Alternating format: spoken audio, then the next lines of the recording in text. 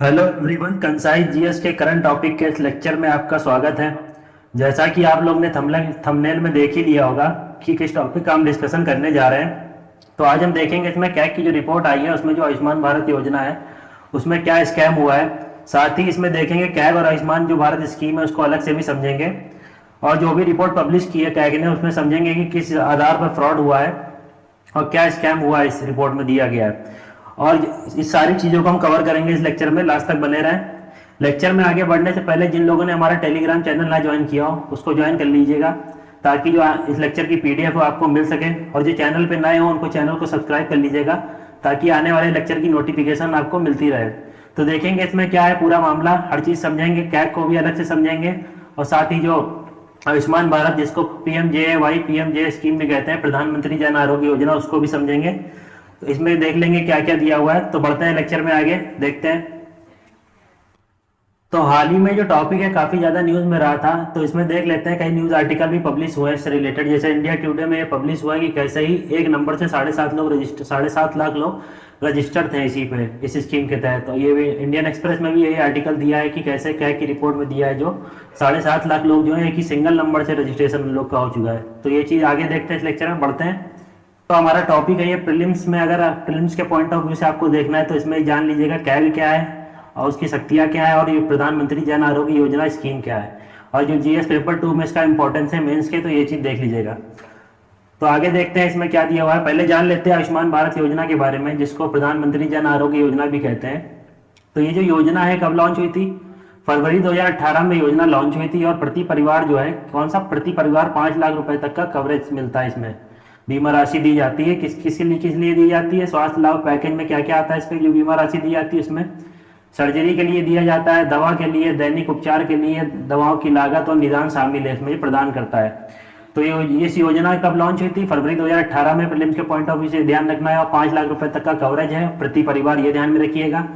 और इसमें आगे देख लेते हैं, पूर्ण रूप से सरकार द्वारा वित्त पोषित ये विश्व की सबसे बड़ी स्वास्थ्य बीमा योजना है। तो ये चीज भी ध्यान रख लीजिएगा, विश्व की सबसे बड़ी स्वास्थ्य बीमा योजना है।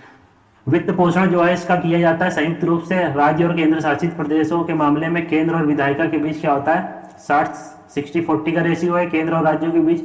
और पूर्वोत्तर राज्य और जम्मू कश्मीर, हिमाचल और उत्तराखंड के लिए 90% केंद्र सरकार और 10% ये राज्य देते हैं। और जो भी केंद्र शासित प्रदेश है जहाँ पे विधायिका नहीं है तो वहाँ पे 100% जो है केंद्र वित्त पोषण करती है इस स्कीम के अंतर्गत। आगे देखते हैं, ये जो योजना है पात्रता आधारित योजना है, मतलब इसके लिए जो पात्र होगा उसी को ये योजना का लाभ मिलेगा।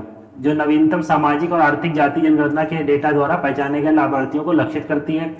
राष्ट्रीय स्वास्थ्य प्राधिकरण एनएचए जो है को राज्य सरकारों के साथ संयुक्त रूप से प्रधानमंत्री जन आरोग्य योजना के प्रभावी कार्यान्वयन हेतु सोसाइटी पंजीकरण अधिनियम 1860 के तहत एक स्वायत्त इकाई के रूप में गठित किया गया इसको। तो एनएचए जो है राष्ट्रीय स्वास्थ्य प्राधिकरण के द्वारा राज्य सरकारों के साथ संयुक्त रूप से इस योजना का कार्यान्वयन हेतु क्या सोसाइटी पंजीकरण अधिनियम 1860 के तहत एक स्वायत्त इकाई के रूप में गठन किया गया है।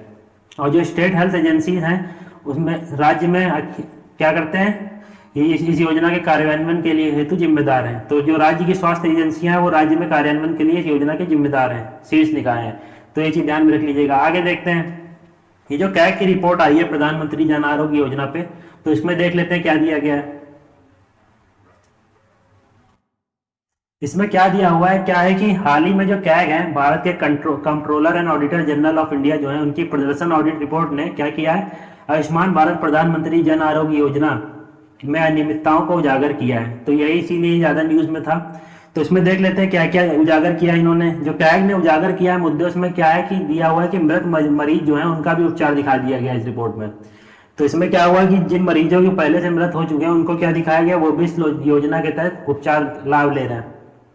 साथ ही इसमें क्या है कि सबसे ज्यादा मामले मृत मरीजों के जो उपचार के दिखाए हुए हैं कौन कौन से, छत्तीसगढ़ में है, हरियाणा में है, झारखंड में है। और सबसे कम मामले जो आए हैं मृत मरीजों के उपचार के वो कहाँ कहाँ पे हैं, अंडमान निकोबार द्वीप समूह, असम और चंडीगढ़ में। तो सबसे ज्यादा मामले कहाँ पे आए हैं, हरियाणा में, ये ध्यान में रखिएगा। प्लस कहाँ पे, हरियाणा में, झारखंड में, छत्तीसगढ़ में। तो ये ध्यान में रखिएगा, हरियाणा, झारखंड और प्लस छत्तीसगढ़ में मृत मरीजों के उपचार के सबसे अधिक मामले आए हैं।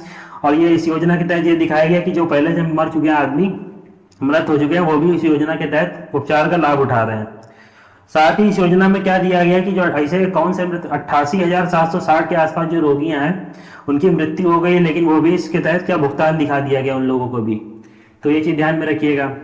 दूसरा इसमें दिया गया है अवास्तविक घरेलू आकार।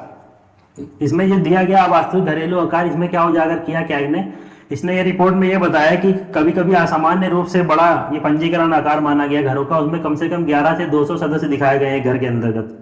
तो एक एक घर में 11 से 200 के आसपास सदस्य पंजीकरण है इस योजना के तहत। तो ये भी फर्जीवाड़ा एक तरह का कैग रिपोर्ट का स्कैम है, बताया उसने। और पेंशन भोगियों को इस स्कीम के अंतर्गत नहीं लाया जाता है, लेकिन वो लोग भी इस योजना का लाभ उठा रहे हैं।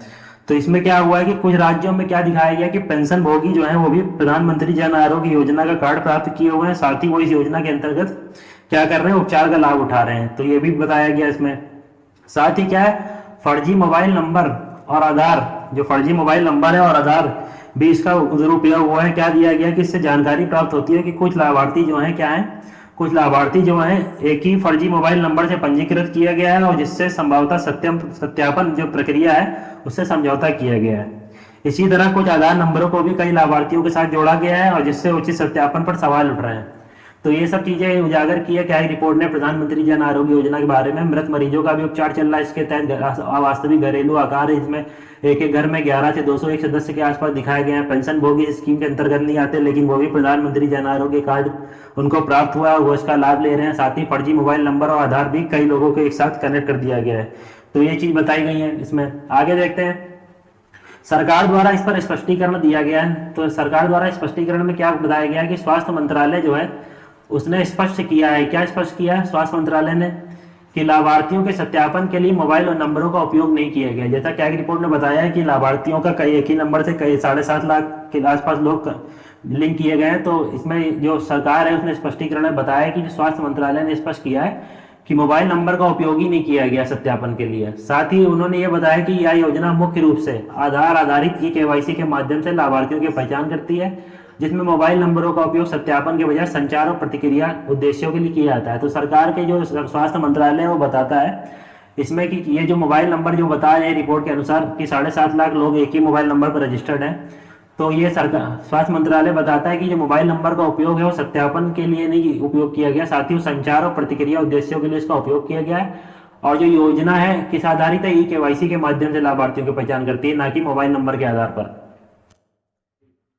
साथ ही जो नेशनल हेल्थ अथॉरिटी है उसने क्या बताया है, लाभार्थियों के सत्यापन के लिए क्या क्या किया है, फिंगरप्रिंट, आइरिस स्कैन, फेस सत्यापन और ओटीपी जैसे कई विकल्प प्रदान किए हैं। सामान्यतः जो है फिंगरप्रिंट आधारित सत्यापन का उपयोग किया जाता है, नेशनल हेल्थ अथॉरिटी जो बताती है उसके आधार पर, और जो लाभार्थी सत्यापन की सटीकता सुनिश्चित करने में सहायता करता है। तो ये चीज इसमें दी गई है। आगे जान लेते हैं कैग के बारे में। तो नियंत्रक एवं महालेखा परीक्षक जो है एक कॉन्स्टिट्यूशनल बॉडी है, कौन सी संवैधानिक निकाय है, और ये कौन सी एकल सदस्यीय संस्था है, कौन सी एकल सदस्यीय संस्था है ये।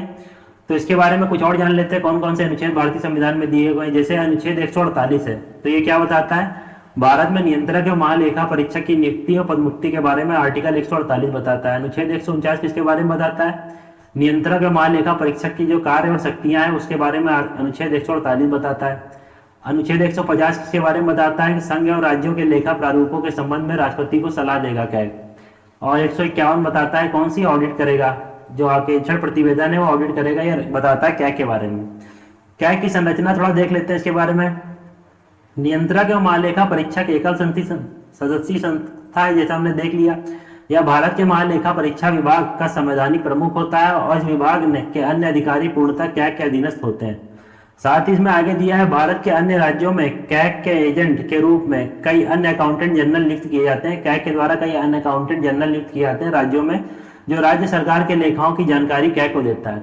इसके बारे में जान लेते हैं, कैग की नियुक्ति, कार्यकाल और पदमुक्ति क्या है।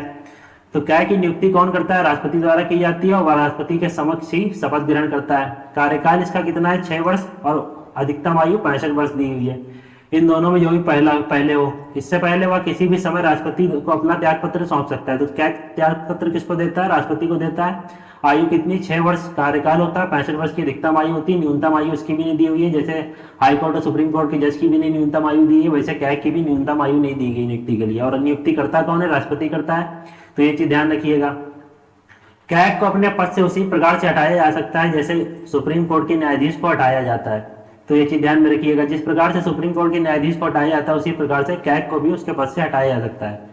कैग का जो वेतन होता है वो भी सुप्रीम कोर्ट के न्यायाधीश के समकक्ष होता है, और कैग के पेंशन और भत्ते जो होते हैं किसमें, भारत के संचित निधि पर भारित होते हैं। और अवकाश प्राप्ति के पश्चात कैग कोई भी सरकारी पद धारण नहीं कर सकता है, तो ये पुनर्नियुक्ति के लिए पात्र भी नहीं होते हैं। तो ये चीजें ध्यान में रखिएगा। तो इस रिपोर्ट लेक्चर में इतना ही था। तो जो भी रिपोर्ट आई थी ये हमने देख लिया। कैग की रिपोर्ट में जैसे मृत मरीजों का उपचार, अवास्तविक घरेलू आकार बताया गया, पेंशन भोगियों का लाभ, फर्जी मोबाइल नंबर और आधार और स्कीम के बारे में भी हम लोग ने जान लिया, कब लॉन्च हुई थी, न्यूज आर्टिकल जो दिए थे ये भी हमने देख लिए। तो इस लेक्चर के बारे में आपकी क्या राय है? साथ ही जो रिपोर्ट आई है कैग की प्रधानमंत्री जन आरोग्य योजना के ऊपर, उसकी जो राय है वो अपने कमेंट बॉक्स में जरूर लिखें। अगर आपको वीडियो अच्छा लगा हो तो वीडियो को लाइक कर दीजिएगा, और चैनल पर नए हो तो चैनल को सब्सक्राइब कर लीजिएगा। गुड बाय, मिलते हैं नेक्स्ट वीडियो लेक्चर पर। Bye bye.